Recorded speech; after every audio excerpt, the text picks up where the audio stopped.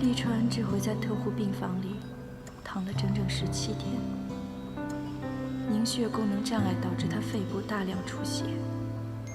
医生在他的胸口插了一根管子，用来排除肺里的痰液和血块，所以他每一次呼吸都痛楚不堪。有时候我实在看不下去了，我就请求医生给他注射吗啡，医生却说不能用止痛药，因为止痛药会抑制他的呼吸。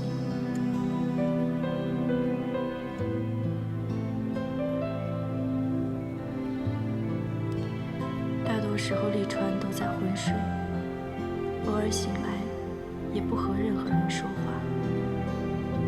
包括我。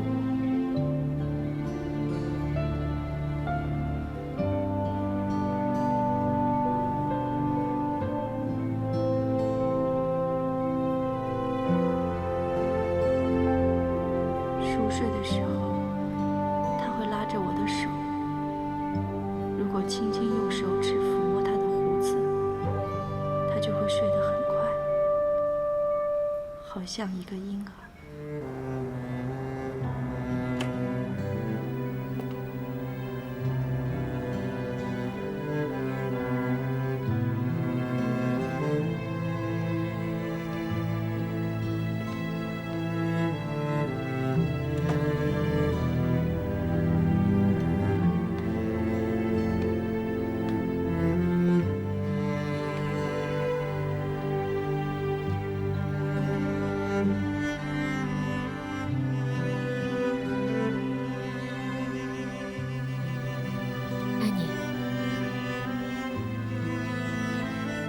Jeanette，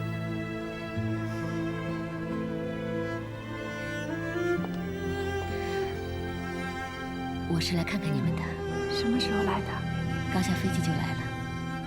那爷爷知道了吗？爷爷他心脏病犯了，进了医院。我看完利川之后，马上就回瑞士。爷爷这里的事知道的不多，宫医生都帮我们瞒着他的。齐川说，等他稍微好转，就让他赶紧回瑞士，说毕竟那边的医生更了解他的病情。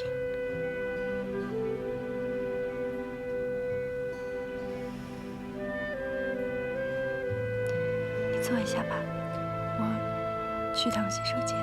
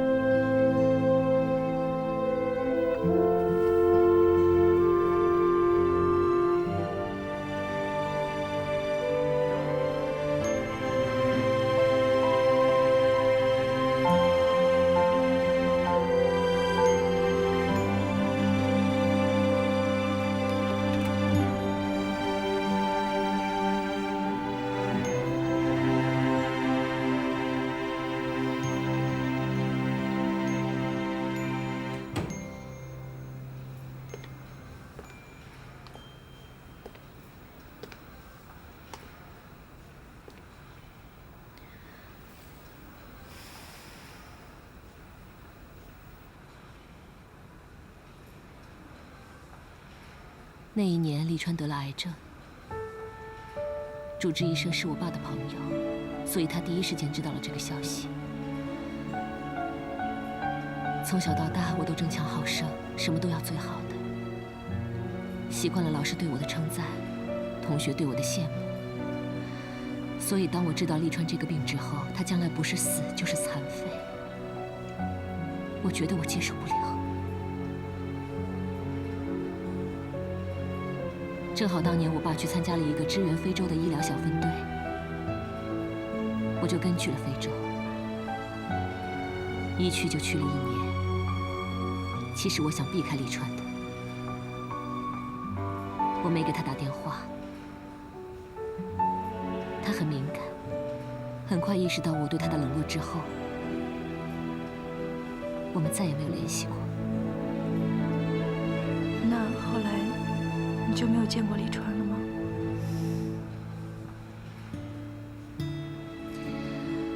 那段时间，其实我挺矛盾的。我对他又内疚，但我又很想他。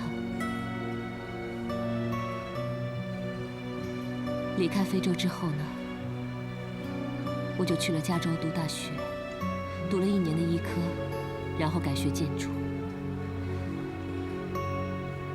前前后后，我交过5、6个男朋友，都没有结果。到头来，我觉得我始终忘不了立川。一开始我想，应该是内疚吧。后来我才发现，他在我心目当中很重要。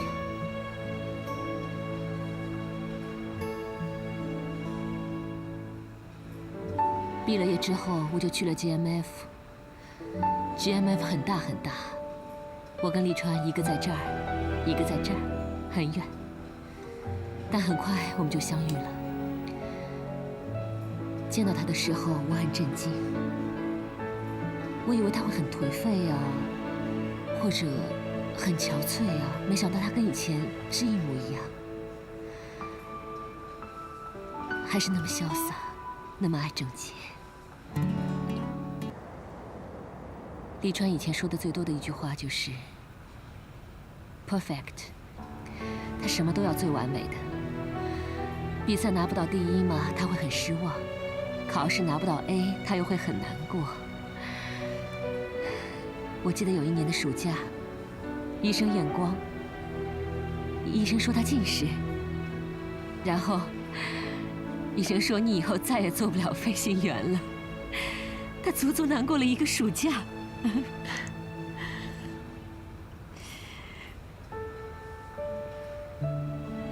一个这么爱完美的人，你想想看，他没有一条腿，对他来说是多大的打击。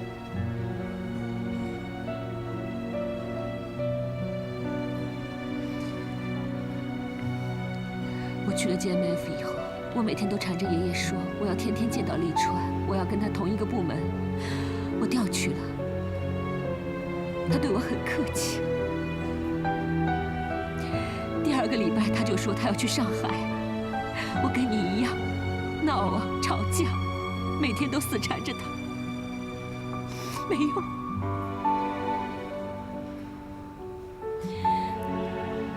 他说他离开我的时候是完美的，他要一直都保持，在我心里面他都是完美的。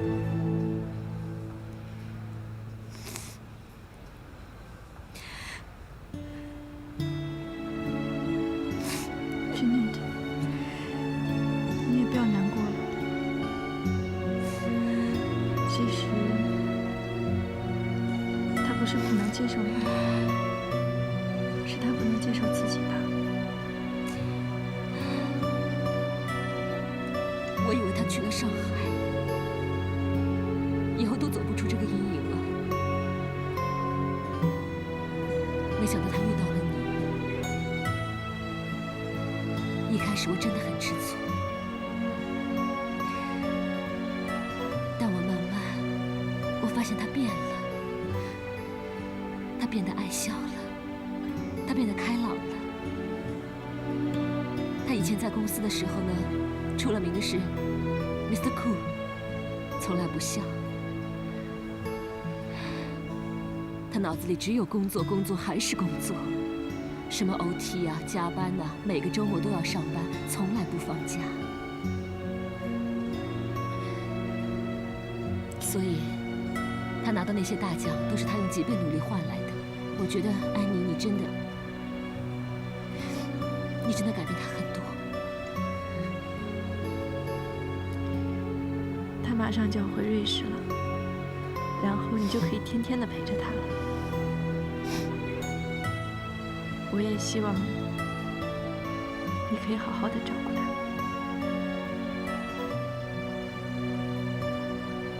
你不回去了？我跟他说了，我说只要他还活着，我就会move on。说到总要做到，对吧？你们俩到底是怎么了？为什么要互相折磨对方呢？我跟他之间的爱情呢，最大的一个主题就是互相折磨，所以不在一起也好，也就解脱了吧。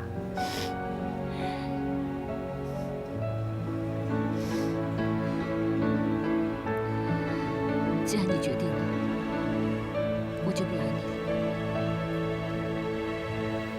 我答应你，我会常常打电话告诉你他的近况。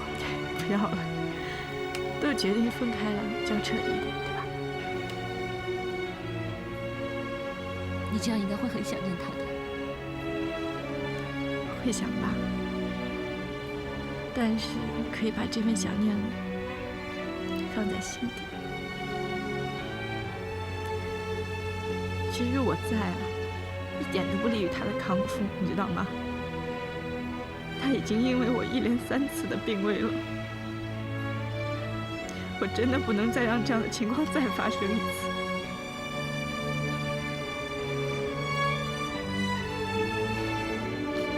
安妮，你不要这样想，这些全部都不是你的错，你知道吗？